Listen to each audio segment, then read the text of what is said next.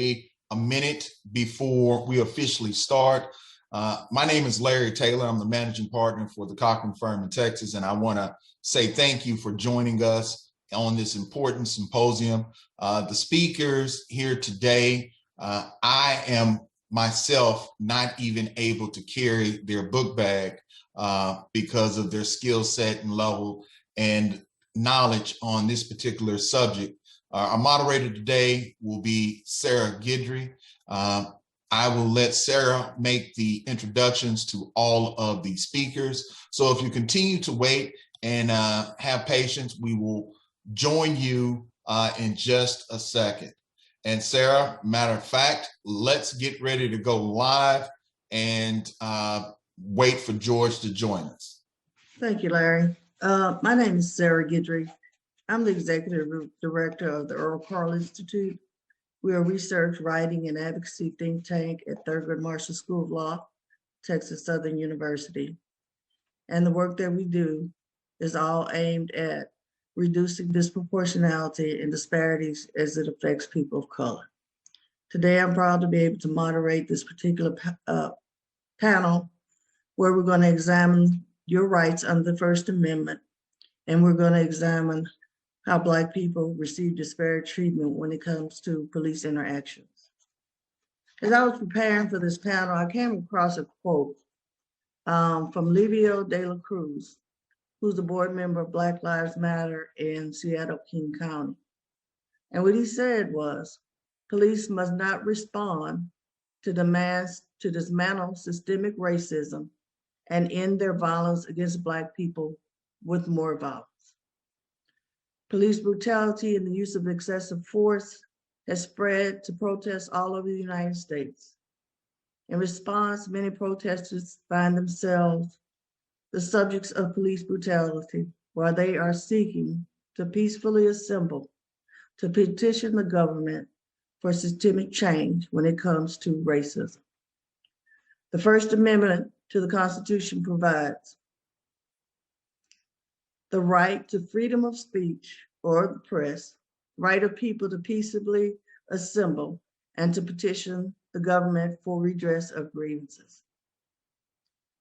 So we're going to examine today on this panel what constitutes peaceful protest, what limitations can be placed on such speech. We'll examine the current jurisprudence around those issues. We will query what the future of the First Amendment right to protest should look like, given our history. You will hear from our speakers talking about the disparate treatment of African Americans from the point of slavery to right after the death of George Floyd. We will talk about how protesters were treated during the Civil Rights era and what the police can and cannot do in terms of how they interact with protesters. So with that said, I'm going to take just a second to share my screen. And I'm going to ask everyone to take a minute of silence and look at the screen, because this is the reason why we are here today.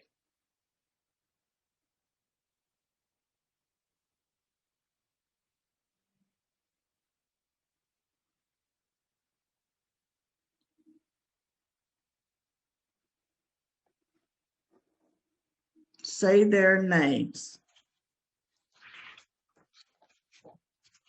So I'm going to start with Attorney Rodney Reed.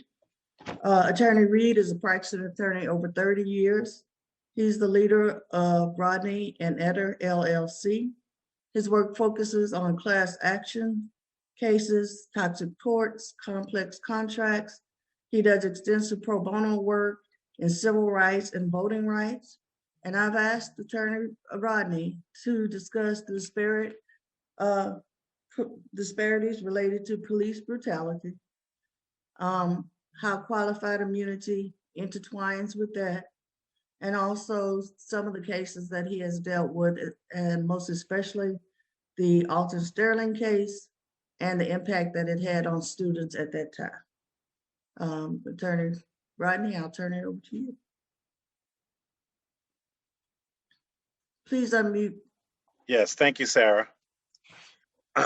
First of all, let me thank you for the opportunity to be a member of a panel with you and with George. And also, let me congratulate our moderator, Larry Taylor, for the wonderful job that he's done. It's been an outstanding seminar. I followed it from 9 o'clock this morning, and it's really, it's been one of the best of this type of thing that I have participated in. And so I want to congratulate all who are involved for both the spirit and the administration of what we've tried to do today.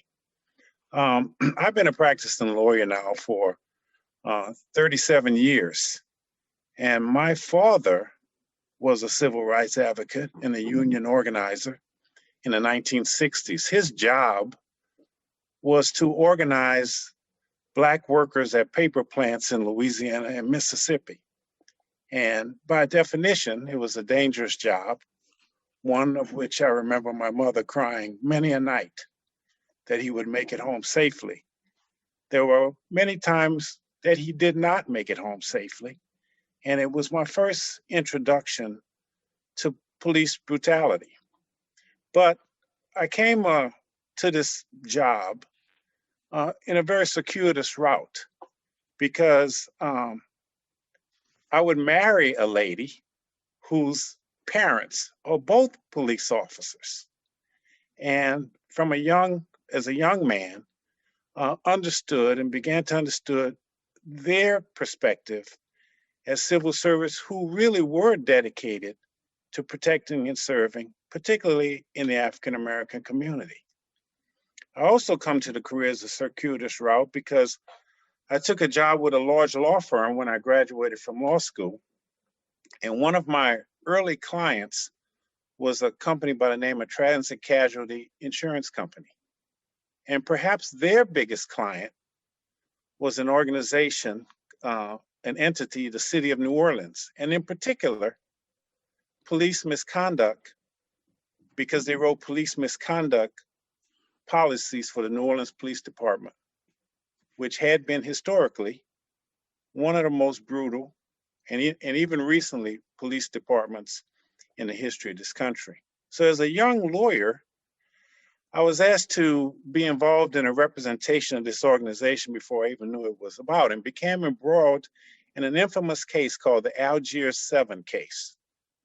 And in that case, which became the motivation for the movie, The Big Easy, a young white police officer was found dead on the levee in the Algiers community of New Orleans. And as a result of that, there was an entity, a group of police officers who invaded the police department armory in New Orleans on the east bank of the city, traveled back to the west bank, invaded the Algiers neighborhood, and shot 7 people to death, one of whom was Sherry Singleton, a young mother who was shot 30 some more times, I believe, in the bathtub, naked. And it was one of her children who survived the massacre by hiding behind furniture in the living room. After that case, which settled, and by the way, bankrupted Transit Casualty Insurance Company, I decided that I would redirect my life to maybe try to provide representation for those who sought to preserve their civil rights. And so as a result of that, I began to do a lot of work in Voting Rights Act, which is where I met our Sherilyn Ifill, who was our speaker today, and volunteered with the LDF and a number of other people. And we handled several historic cases to redistrict the Louisiana Supreme Court and others. And in late 1980s, I won the state pro bono award for those activities. But as a result of that, I never really got away from the issues surrounding the interaction of the police department and minority communities. That's particularly because in New Orleans and in Houston, Texas, we've had an infamous history of police interaction with the African-American community. as bad, if not worse, than perhaps any other place. And in fact, my comments today are colored by both my experiences and my geography. Because while I've heard many people speak today, the differences in the decisions of the Second Circuit and the Ninth Circuit in the federal court system are dramatic when compared to the Fifth Circuit and the 11th Circuit. And the rest may skew towards conservative or one way or the other, but I have to say that those judges of the Fifth Circuit who the 1960s may have been at the forefront of expanding and recognizing the civil rights of the African American community must be spinning in their graves to read some of the decisions that have been rendered in the Fifth Circuit Court of Appeals with regard to civil rights, qualified immunity. I heard the gentleman from the Cochran firm, who's the AJA lawyer, litigator of the year, spoke so eloquently about the opportunities to have a great trial, even in front of all white juries. Well, I certainly respect that talent and that experience. But I can tell you that the way qualified immunity is practiced today in the Fifth Circuit, you can't get a trial at all. And under qualified immunity, you can't get any discovery.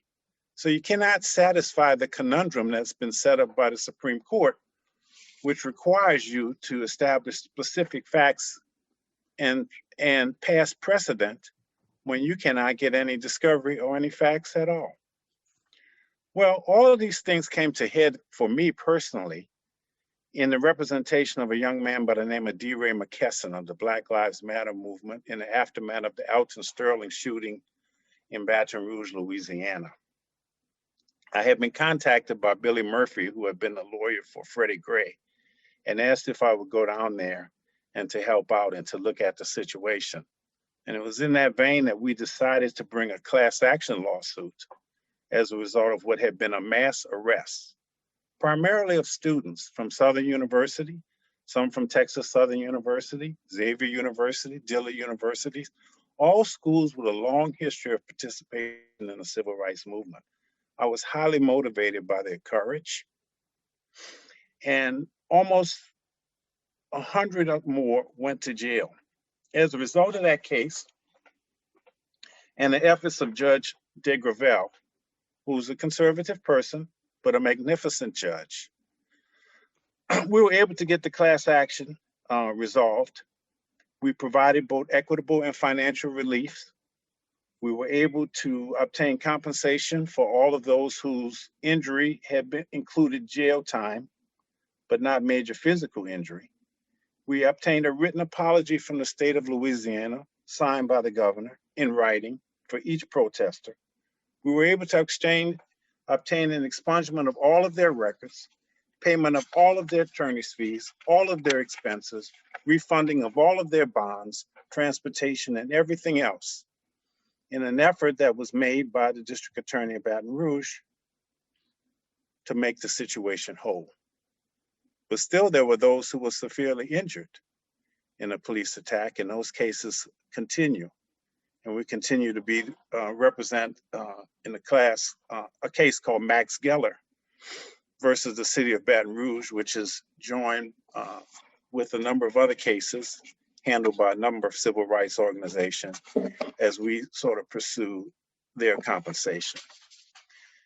What we have in America today is a very serious situation and an existential threat to every aspiration of every African American in this country. Young people have recognized that. And to their credit, they've taken it to the streets, often in a multicultural fashion. They recognize that all of their goals and all of their aspirations, all of our achievements, everything that we hold dear, our very future, is at risk in the situation that we have now. And we see that in the treatment that they have received in an effort to preserve their rights versus the treatment that we saw on January 6th. Police have killed nearly 1,000 people almost every year. And as of July 10th of this year, there have been more than 28,400 deaths dating back to January 1st, 2000. There's no way to minimize this. That list that you posted are those whom have been able to have some documentation, those who have received assistance, those in some way God has allowed to speak clearly. But there are so many in jails, in prisons, in other places who have perished, who have died, who have been severely injured as a result of police misconduct. All within the context, many within the context of attempting to exercise their First Amendment rights. Attorney Rodney, I'm going to thank you. And we will come back for Q&A in just a little bit, but at this time, I would like to introduce our other attorney on the panel, Attorney George Ogini. He is a graduate from Thurgood Marshall School of Law, so thumbs up. He, along with some other civil rights attorneys, filed a lawsuit in Dallas on behalf of protesters to prohibit the city, Texas, and Dallas Police Chief and officers of Dallas Police Department from using less lethal weapons, such as tear gas, smoke bombs, flashbangs, pepper balls, mace, among other things.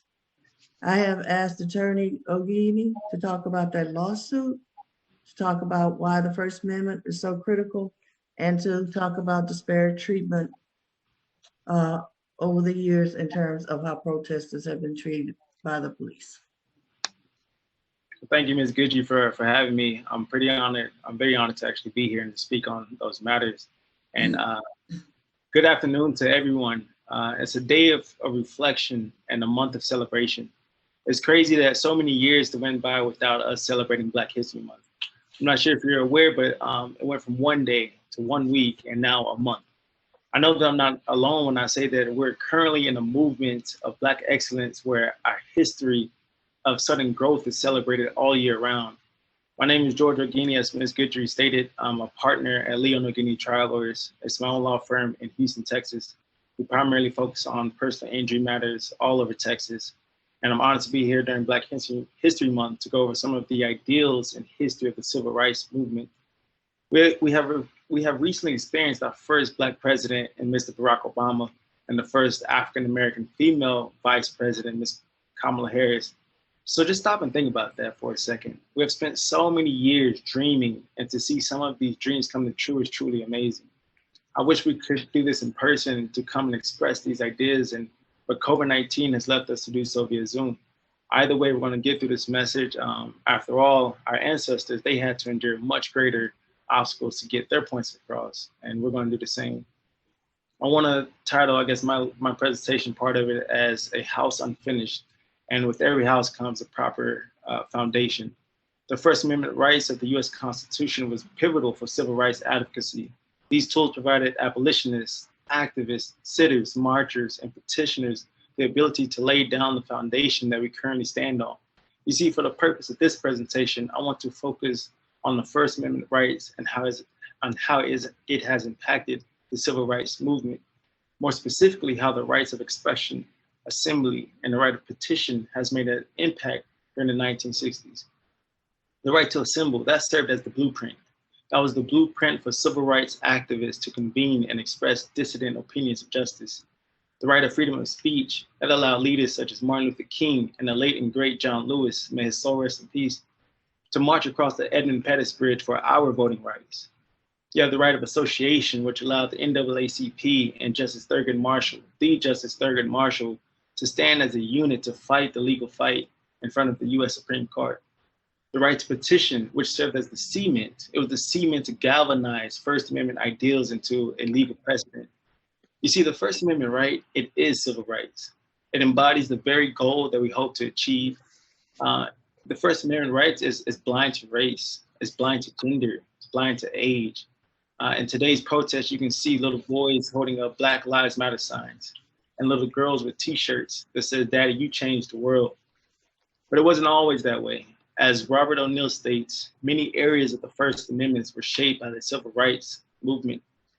I want to get to the case that I'm involved on in Dallas, Texas, but before then, I want to touch on some history and what led up to that and how we're able to fight that case.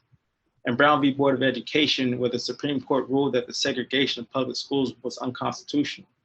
This landmark case, it actually serves as a catalyst for the transgender civil rights that are currently going on in progress today. You have the NAACP versus Alabama in 1958. This case was the state of Alabama sought to prevent the NAACP, I'm going to refer to it as the association, from conducting business in the state. The association was successful in convincing the court to grant a restraining order. However, the state of Alabama that issued a subpoena for the association's membership list, you know, if you consider the potential harm that can be done to its members, no wonder why the association would object to this production of the list. If the list gets in the wrong hands, who knows the premeditated harm that can be caused. Fortunately, the Supreme Court ruled protecting the free association of rights in the NAACP and its members. They determined that the list stemmed from a freedom of association. This ruling, it broadened all of association assembly to prevent the states such as Alabama from discouraging citizens like you and I, from participating in associations that engaged in lawful and ethical activities. You have Edward v. South Carolina. The Supreme Court overturned the breach of peace conviction for 187 African-American students. These students marched from South Carolina to State House carrying signs that read, "Down with segregation."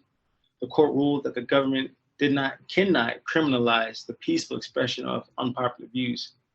You see, the First Amendment, it allows America to look closer to itself, to look at itself. It serves as a mirror to hold the Constitution accountable for its delayed promises, accountable for its misconstrued promises, accountable for its Constitution's ever needed growth and evolution. You may commonly hear the phrase today that no justice, no peace. No justice, no peace. But that call for change, that is the First Amendment. That's the First Amendment in its purest form. And I have to be honest with y'all, you know, I wasn't born in the 1950s or even in the 1960s. So I can only research to try and find and discover the impact of what the First Amendment had to civil rights. But I'm limited. I can only simply view it as history. But, you know, Eric Garner, Alton Sterling, Breonna Taylor, Botham Jean, that's my version of freedom riders. Instead of freedom riders attempting to use white restrooms, Botham attempted to eat vanilla ice cream before he was slayed in his own home. The Charleston church massacre, see, that's my reality of bombing of a Baptist church in Birmingham, Alabama that left 4 girls for dead. George Floyd, that's my Emmett Till. A shocking video that was displayed for the world to see. That video alone, that took place of an open casket. Just as the First Amendment enabled the NAACP to provide funding for the representation of certain individuals during the civil rights, it allowed me the ability to represent Houston protesters who were arrested during George Floyd protests, allowing me to show off my version of freedom of petition. See, the First Amendment is our greatest shield that protects us from unfair treatment in society. It's also our greatest weapon in our fight for civil rights. A weapon, when used properly, can pierce patterns of oppression and injustice. Today's civil rights focuses on police brutality rather than de jure sovereignty. Similar to our forefathers, we have marched the streets and petitioned the courts. Just like our forefathers, the narrative towards protesters has essentially been parallel. It's been nearly 60 years since the Freedom Riders and Bloody Sunday, but we must ask ourselves, has the treatment of protesters really changed at all? Let's draw a comparison real quick. In 1961, you have Black and white activists known as Freedom Riders. They took the bus trips from the South to protest segregation of bus terminals. They even attempted to use whites-only restrooms and white-only countertops. Although the Freedom Riders protested peacefully, they were met with horrific violence from white protesters. In some cities such as Birmingham, Alabama, the police even cooperated with the Ku Klux Klan. They cooperated with the Ku Klux Klan chapter to allow mobs to physically attack Freedom Riders and burn the buses that was used to travel throughout the South. You see, The freedom riders such as Diane Nash, she risked it all. She was arrested dozens of times for nonviolent protests, even when she was 6 months pregnant. You have water cannons and fire hoses that were widely used against protesters. You have police dogs that attacked the civil rights demonstrators. These dogs and fire hoses, they were in the sole possession of various police forces. The same police force that undertook the social contract. You see, this harsh treatment of protesters continued to Bloody Sunday, where a 25-year-old activist by the name of John Lewis, he led over 600 marchers across the Edmund Pettus Bridge. They were faced with brutal attacks by state troopers. The troopers clubbed the protesters. They even fatally shot Jimmy Lee Jackson, a 26-year-old African-American who was only trying to protect his mother while she was being struck by police. You have leaders such as Martin Luther King Jr. and Reverend Ralph Abernathy. They received death threats. They were arrested and experienced the bombing of their homes and churches. You see, this type of treatment that protesters gained, gained national coverage of how they treated protesters. Even today, the treatment that protesters get in innocent bystanders, it continues to gain national attention. So I currently represent a client. His name is Vincent Doyle in a suit against the city of Dallas.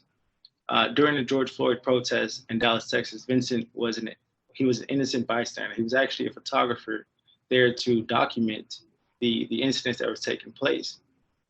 And just like many others on our case, Ms. Tasia Williams and Brandon Saines, but instead of water hose and attack dogs, the police forces, they have switched to aerial projectiles, such as kinetic impacts. These projectiles include tear gas, smoke bombs, and even rubber bullets. So I'm sure you can even imagine what the rubber bullets look like, but have you seen the damages that these rubber bullets cause? So I want to ask you guys a question. If you can either chat in the box or just think to yourself, has the treatment towards protesters gotten any better? And while you do that, I want to go over the petition real quick. I'm going to share my screen. This is the petition that we use against the city of Dallas.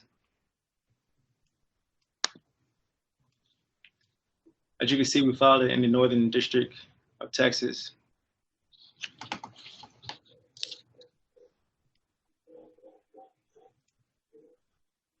So this is an aerial projectile right now faced towards what seems to be a innocent bystander or a protest, but they're protesting peacefully, as well as with this little girl. If we scroll down further in our petition, this is Miss Linda Tirado. As you can see, she sustained damages to her eye from the aerial projectiles. She's still healing. This right here is an image of one of these projectiles that we're petitioning, and we're fighting really hard against the city, and as well as any other cities, wanting them to ban this particular use of what's called non or less lethal. So this is my client. This is Vincent Doyle.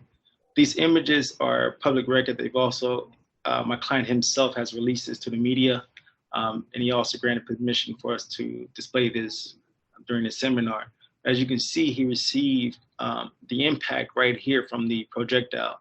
He must undergo 3 surgeries, one for his retina, one for his dental, and then one to facial reconstruction in order to replace his cheekbone. Attorney Ogini, I want to just let you know you have like 3 minutes to wrap up, so I don't want you to miss providing any information that you want to before you summarize. Yes, ma'am. Thank you. This is the type of treatment that protesters are today's generation are facing. It's not fire hose, it's not dogs, but there's new technology that they're using against them. This is Brandon Saines. He actually received impact to his eye, and he lost his eye and had to undergo multiple surgeries. We filed a temporary restraining order against the city to halt the use of any of these projectiles, just to make sure that protesters can actually safely protest and exercise their First Amendment rights. Social media has helped with this accountability. There's been a disparity for the treatment between African-American protesters and other protesters. If you look right here, this is an image of Capitol Hill during the George Floyd protests. As you can see, these are not your regular police officers that we see on an everyday basis. They were actually ready and equipped to do whatever needs to be done in order to, in my opinion, suppress First Amendment rights. But if you look on January 6th during the storming of the Capitol, as you can see, you don't see those soldiers in sight. This shows a clear image of the disparity that we are facing today in America.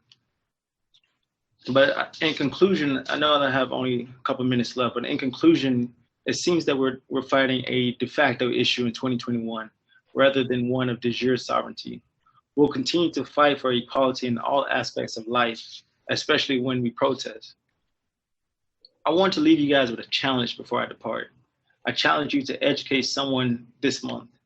If you've taken anything away from today's seminar, whether it be my portion or early morning portion or what's to come, please pass along this information. Let's change the narrative, not just by today, not just by a week, or not just Black History Month. Let's change it for a lifetime. Thank you, George. Anytime. I am privileged to introduce to you Attorney Craig Washington, the Honorable Craig Washington, who is licensed to practice law around the country and has practiced before the Supreme Court of Texas.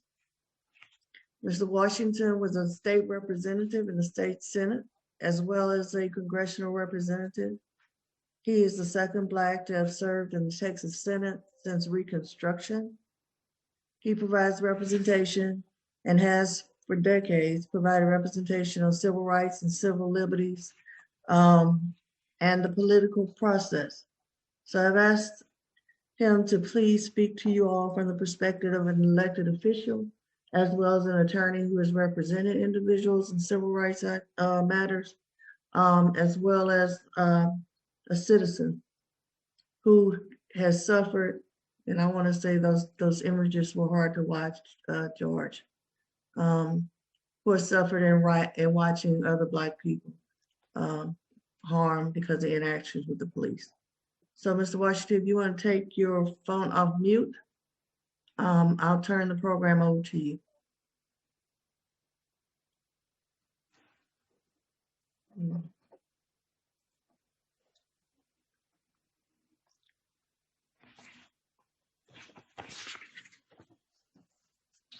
Let me see what's going on.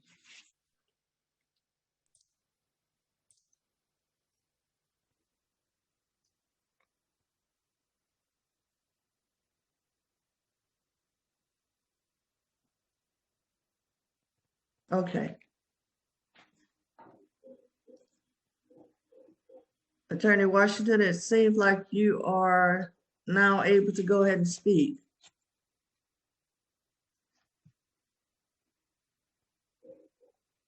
Okay, Brittany is getting that sorted out. I have some questions that maybe you all can respond to. When can law enforcement legally intervene in a protest? And you touched on a little bit, Attorney O'Gany, but is there a limit on the amount of force that can be used under the constitutional rights of both the United States and Texas? Well, yes, there is a limit. But to answer your question directly, normally when someone else's life is in harm, or as you can see on January 6th, when there's a federal property building in danger, that's when, for the most part, law enforcement can intervene. However, as long as protesters are protesting peacefully and doing their First Amendment rights, there should be no intervening at all. They should actually support and guide and allow those protesters to actually speak up and heighten those voices. That was just a quick, short answer for it. So what are the circumstances under which, or what types of situations do police usually use to justify their intervention? Oh, for the most part, what I've seen is just their life was at stake. They assumed that their life was at stake, or other fellow police officers was actually undergoing severe harm or potential risk of harm. Those are some of the excuses that I personally have seen. I'm sure Attorney Rodney may have other experiences as well. You know, there's a relatively complicated scheme with regard to the expression of the First Amendment in general that prohibit police and government suppression of the type of speeches that are being made, but sometimes gives very broad discretion with regard to the administrative aspect of those speeches, where they can be made, how people are assembled, obtaining permits, complying with the local traffic laws, complying with police instructions. And so this is will be a great opportunity to talk about qualified immunity, because while the First Amendment is first, and I agree with George, is the dominant amendment in the Constitution, there are restrictions upon its use. And when the police are in a position to be able to argue that they have probable cause to intervene, to arrest, or to enforce those restrictions, they then are entitled to the protections with regard to qualified immunity, assuming that the force is proportionate to the situation. And of course, that is a huge assumption, because right now under qualified immunity, I think that unless you're in a prone position and almost absolutely defenseless, you can you will be met with a qualified immunity defense by the police, because they will contend that their use of force was potentially reasonable. And then of course, you get into very subjective issues with regard to whether or not they recognized that there was a constitutional violation taking place, whether or not they were in a position to see that, what were the actions of the defendant, so on and so forth. So you have this long litany of cases where people, and I think George touched upon it, people were basically doing the minimum. In the case that we handled, in the DeRay McKesson case versus the state of Louisiana, the police actually entered into private property where protesters had fled to get away from the police and arrested them upon that private property. So, Sarah, there's a big issue as to what police can do legally and what they can do illegally, but still get away with it under the application of qualified immunity defenses. I wanted to say, first of all, George, I enjoyed your presentation, but violence has always been used against Black folks to maintain and communicate a racial and social hierarchy in this country. It has not changed. And what we saw in all of these cases, show the disparate treatment. And even the aftermath of these cases shows disparate treatment, because just like in Reconstruction, which was another powerful Black Lives Matter movement in the country, the investigation of the mobs have always seemingly been superficial, seemingly confused, and most of the people are charged with minor offenses, if at all. And I cannot believe that the same thing is occurring right now with regard to the January 6th. I'm amazed that the FBI and others are placing photographs on television asking the public to identify people. Because I can tell you, in the Alton Sterling case, they used confidential informants. They used facial recognition. They used satellite technology. They used all sorts of technology. They knew more about the protesters and who they were, and were able to find them. In fact, we forced the court to force them to reveal all of the names of the protesters, because we couldn't find all of the young people who had been involved in the aftermath. So, Sarah, I hope I answered your question. I'm teaching a course at Southern University in Baton Rouge next spring that talks about the First Amendment, the restrictions on it, and police action. But I do want to show, I'm going to press my screen share button. And hopefully I'm able to get to a couple of things here that I wanted to show. You know, the issue of whether or not there's been disparate treatment and whether or not there's violence in the treatment, I think has been pretty much resolved. And it's just a matter of what we're going to do about it, how we're going to rectify it. You know, when Joe Biden made this statement, which has been well shared. Mr. Rodney, you need to open up the, I don't know if it's an image or a document. We're just seeing your folder. Oh, you are? Mm-hmm. Okay. Let me go back and see if I can do it. While he's working on that, Attorney Ogini, can you explain what free speech zones are and how the police use that to control the ability of protesters to limit them to certain areas so that the police can contain them? Yes, ma'am. So normally when they, as Mr. Rodney touched upon, the freedom of speech in the First Amendment is limited. And depending on the type of scrutiny about it and the form of speech that is used is a way that police as well as legislators use in order to limit the potential protesters and the freedom of speech. This is many tools that has been used in the past as well as now, as you see moving forward with the January 6th insurrection that took place on the Capitol Hill, at the Capitol. You can see that actually, in my opinion, was a situation where the freedom of speech should have been limited and what could have been said during that time, as well as pointing towards former President Trump's Twitter video that released when he spoke about his review of what happened with his election. That in general kind of speaks to your point about the zone and the freedom of speech in which that could have been used in order to prevent and limit the First Amendment rights. Attorney Rodney, have you figured out what you wanted, how to show us your image? Please unmute. And I'm trying to text some of the people back. I see you guys are putting questions, so I'm trying to live text you. We're going to respond to the questions in just a few minutes, about 3 minutes. Okay. We'll go into Q&A session.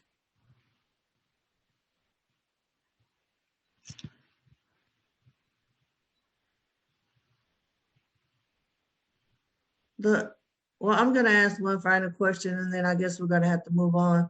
Can you briefly speak to the impact of when police do en masse arrest and what happens to folks who are arrested, and particularly here in Texas? And Attorney Rodney mentioned that getting records cleared was part of the relief that they got in one of the lawsuits that he filed. So I don't know if y'all can just speak briefly, because in Texas, your arrest record, even if the case is dismissed, which here in Houston, about 700 cases were dismissed because they didn't have probable cause to arrest the protesters, but they still had to apply to get their criminal record cleared.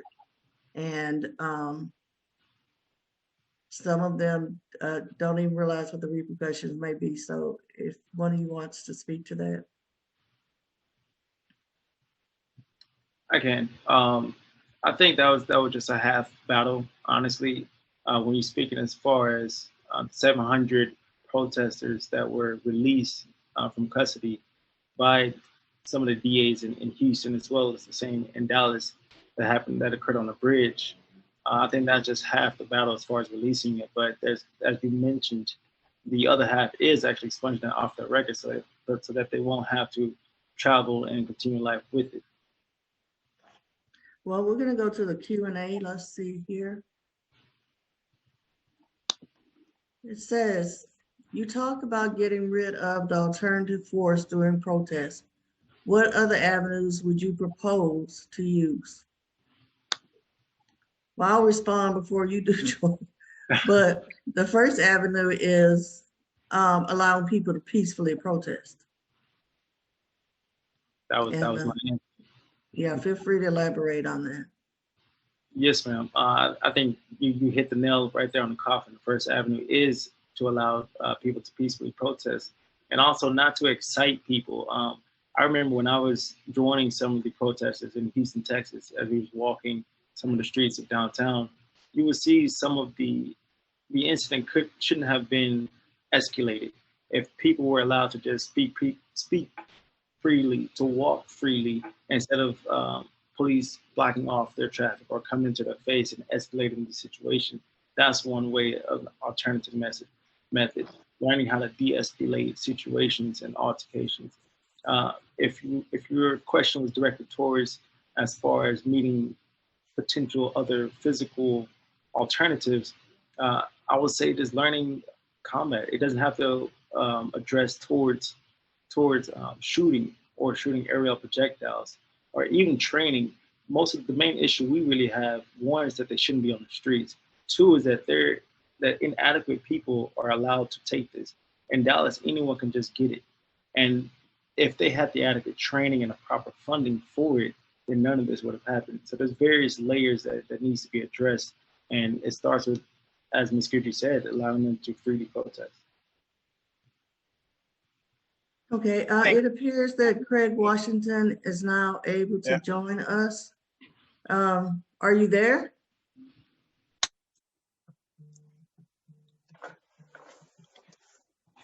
Mr. Washington?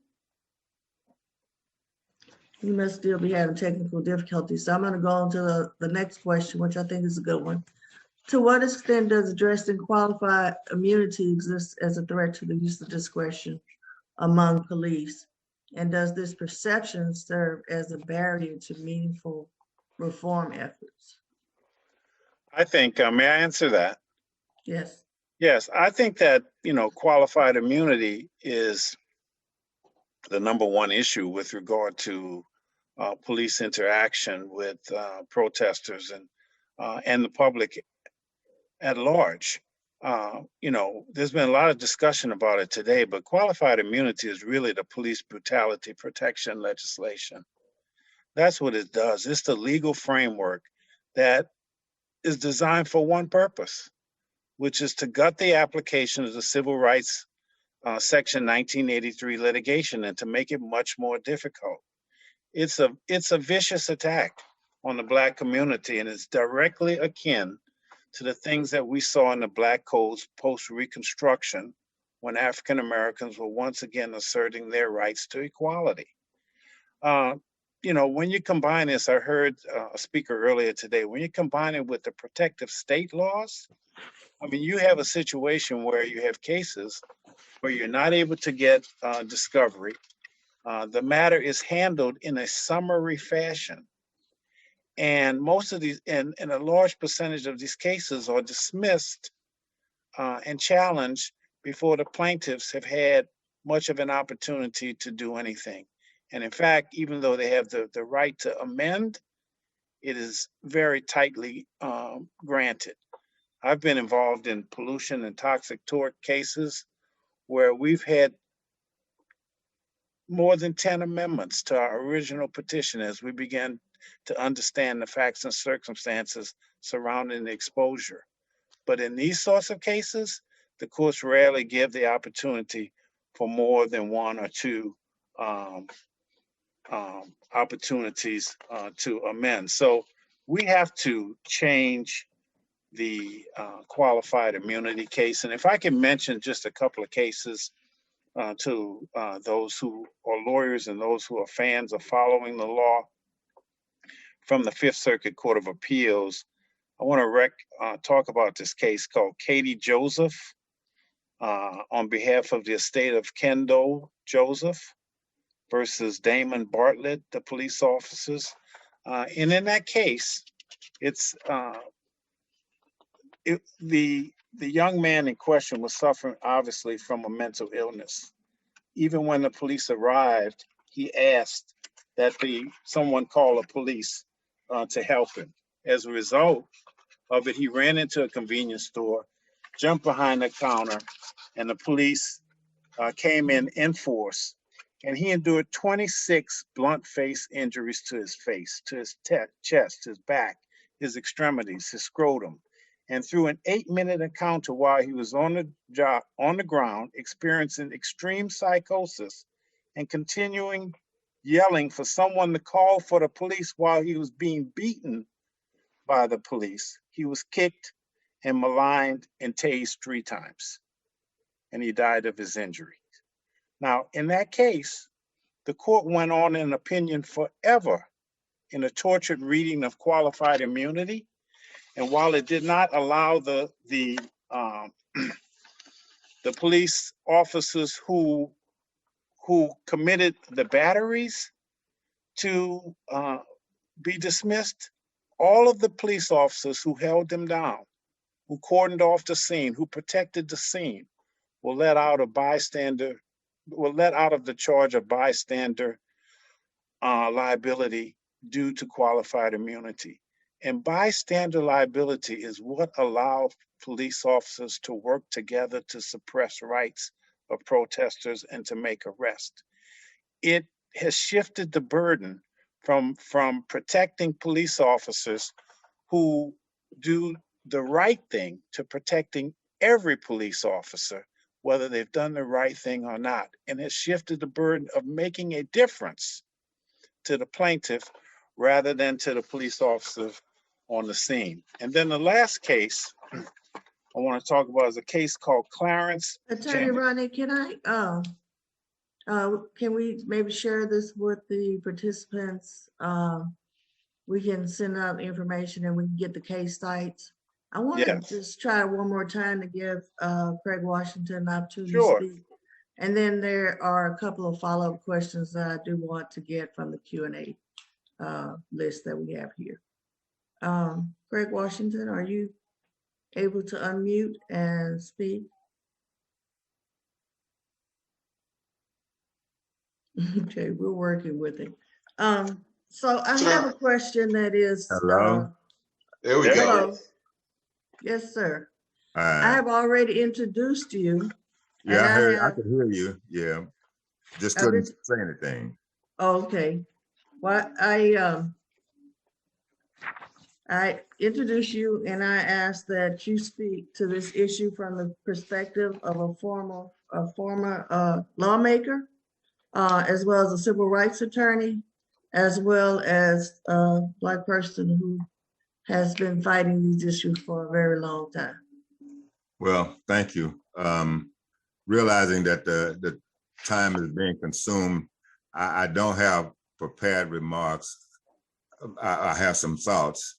I'll try to congeal those things in together. The opportunity that the people gave me to serve in a public way and my experiences as a lawyer. I want to drill down on not so much, like Andy Young said, we ain't what we ought to be, and we ain't what we're gonna be, but we ain't what we was. I want to drill down on qualified immunity because it may very well be the key that finally opens the gate. I want to direct your brain back to the video of the police officer who had his knee on George Floyd's neck. He looked straight at the camera and he looked straight at you, knowing that it was being recorded, and it ought to give you chills. It ought to give anyone, any human being, chills, because he did it with absolute, complete, total knowledge of the fact that nothing would happen to him, with impunity. And the reason that he did it with impunity is because of qualified immunity, because qualified immunity is a judge-made doctrine. And I won't even talk about the fact that all these people lament judges making laws all the time instead of interpreting the laws as the Constitution said. There's nothing in the Constitution that even suggests, all the way back to the Federalist Papers, that there would be a perception that when government is called to account, and they were later called to account in the Reconstruction Acts, when the 13th, 15th, 1880, 1942 United States Code Section 1983, 85, 88 were passed and became law. This was made by judges. It was not within contemplation that the statute says any person. And so my point is, if some of us would focus on attacking that using Trent versus Riojas as the perhaps a little chink in the wall that where they reversed and remanded the Fifth Circuit, maybe we can get to the point where when these police officers think about doing something wrong, violating someone's rights, whether it's the First Amendment or any other amendment, any right, that they not be given the knowledge that they're going to get away with it. They're going to be held accountable. And so now I come back to my preface and then I'll be quiet. Start with the fact that if you had a person who had 4 or 5 incidents involving driving while intoxicated, and he came into my office and I ran an insurance business where I sold automobile insurance, I have the right to check his background to see what his driving record looks like before I decide whether I want to bear the risk of him driving an automobile down the highway with me standing behind him as insurance. Make these police officers get personal liability insurance. Stop letting the cities cover up for them. In Houston and in Texas, they violate the Constitution every time that the city legal department represents them when you sue them in their private capacity. If you sue them in the course and scope of employment, then they're entitled to be covered. But they're not entitled to have the city legal department defend them when they're sued in their individual capacity. The Texas Constitution prohibits a gift of public money.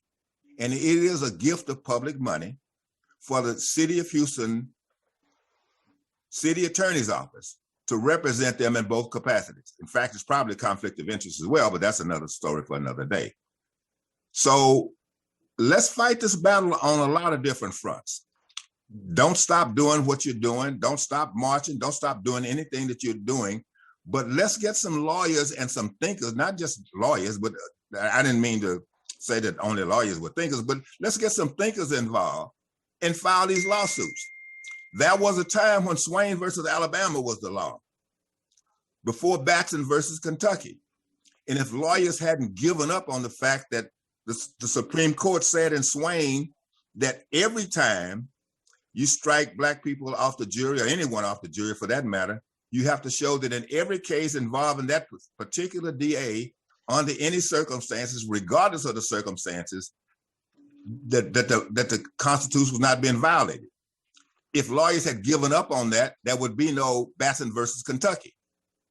We have to fight on many fronts. We don't all need to be standing lockstep fighting the same battle. Find a way to bring not an egregious situation like the one in Taylor, which is despicable. I can't imagine a human being even, anyway, doing that to another human being. But the point is, we have to fight on different fronts. We don't accept qualified immunity. There's no such thing as qualified immunity. There's no such thing as immunity. First of all, make them get insurance of their own. And so when their background is checked and they move from department to a department, and the insurance company, they walk in and want to buy $100,000, $1 million cut policy or whatever. And if they can't buy a policy, set up a pool like they do in automobile insurance. So I'm too big a risk to have automobile insurance. I have to go into a pool because I get to drive a car.